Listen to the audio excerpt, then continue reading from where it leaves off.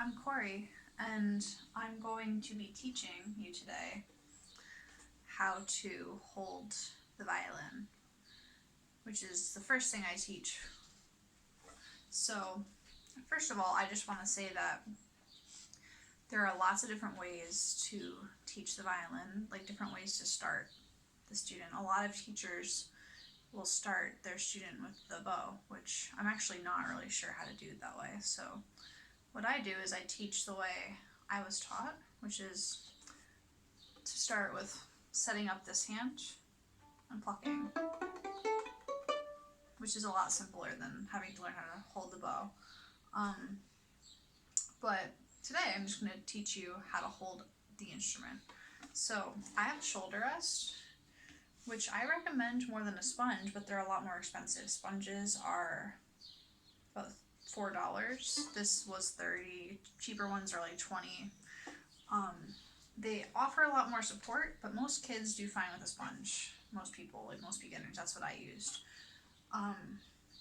But the main thing you'll see is even with sponges, they have a nice curve to them. So what you want is you want that curve to go on your shoulder. See the shoulder? It's a very curved shape. So you see when I put my instrument there, how it kind of rests in that curve, and then it's very secure.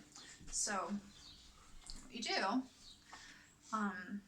hold the violin like this, put your hand right on, I guess this is the left side. Yeah, the left side of the violin. Hold out in front of you, turn it like this, so it's upside down.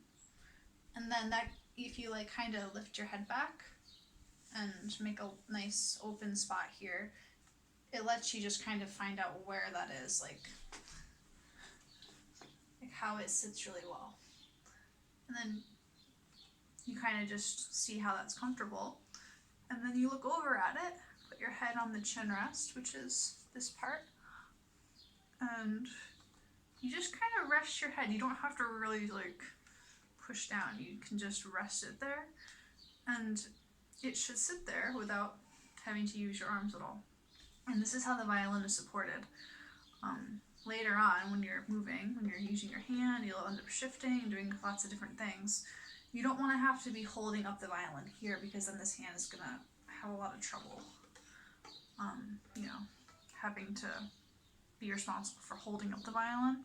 So the support comes from here, and what you can do is just practice holding it up like this for like a minute or so, because you want to just get used to how that feels. A lot of people, like kind of when they start playing, they hold it up here without realizing they're doing that. So it's good to really feel, oh, okay, that's what it's like when I'm not using my hand.